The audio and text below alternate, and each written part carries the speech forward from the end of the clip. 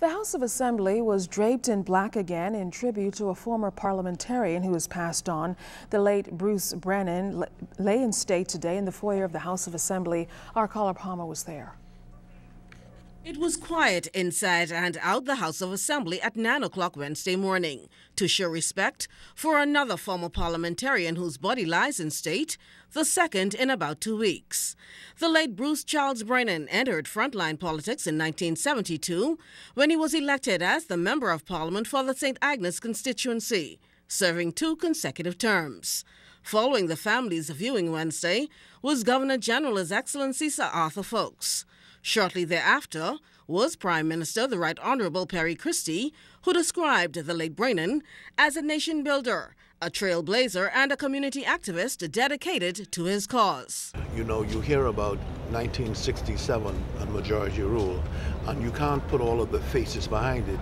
You hear about Lyndon Plindling and Cecil Wallace Whitfield, those young men who came home and began the fight in a real way and had people create a platform that they stood upon. Bruce Brennan is one of the defining figures that we refer to, and he was a businessman who knew the importance of being a successful businessman so that people, the generations behind him, could be inspired by the fact that he was able to do and achieve what he did. Secondly, he was one of those persons who decided it was important for him to be a leader at the community level, and that took him into politics. And he was such a gentleman, and a quiet gentleman, that it was almost a contradiction, but he went into politics and was very effective. Opting not to run in the 1982 general elections, Mr. Brennan was appointed a senator and later elected vice president of the upper chamber. He served in the Senate from 1982 to 1987. Prime Minister Christie is assuring that a move is afoot to ensure the history and contributions of people like Mr. Brennan is recorded. We are thankful for the service he gave, and we are able to say that one day we know that the history of our country will catch up with those figures that still remain in the main unknown by the bulk of our people.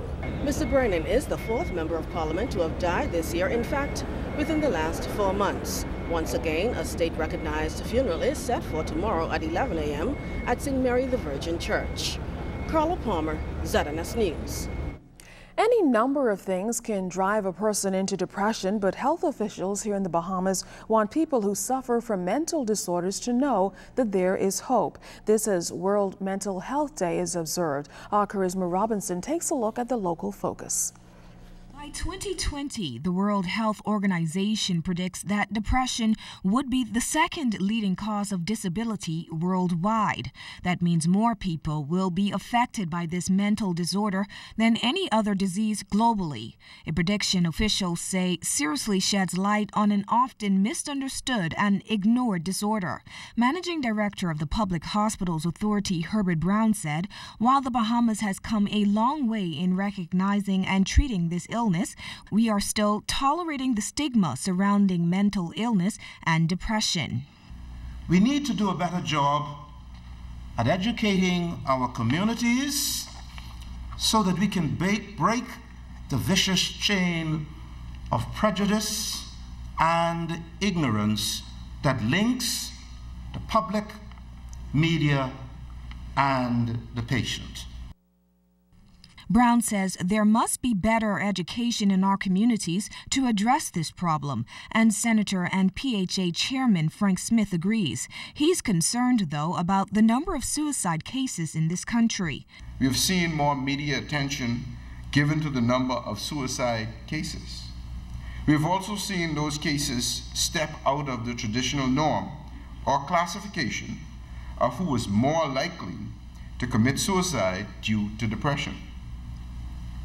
Depression does not discriminate, and if left untreated, has the ability to devastate an individual's life. Now officials say not only is depression a treatable condition, it can also be prevented. School-based programs that focus on strengthening problem-solving skills among children, among adolescents. exercise programs for the elderly. There are many, many more programs that we can do as a society to prevent depression. Now, it's also important to note that depression is more common among women than men. Speaking on behalf of Health Minister Dr. Perry Gomez, Permanent Secretary in the Ministry of Health, Hyacinth Pratt, said mental health promotion requires multi-sectoral approaches. Now, in light of WHO predictions, the Minister of Health says mental health services must now be integrated into primary health care that is more community-based so that more people can receive help. I'm Charisma Robinson. The Nassau Conference opened today at the British Colonial Hilton. It was put on by the Association of International Banks and Trust Companies and sponsored by the Ministry of Financial Services. 25 College of the Bahamas students will be eligible for summer internships in international banking institutions when it's all over. Minister of Financial Services Ryan Pinder told participants about the advantages the Bahamas has in this industry. The ability for the Bahamas financial service industry to demonstrate its creativity and the regulators and the government to work with the private sector, both domestically and internationally, to bring new products in force in a timely fashion, demonstrates the business-friendly environment of the Bahamas. This has been the reputation of the Bahamas, being able to identify products for the advancement of the international private sector and proceed with enacting them and bringing them into force. Now, Minister Pinder added that the Bahamas recently made a new commitment to make its financial service offerings, rather take those offerings to another level.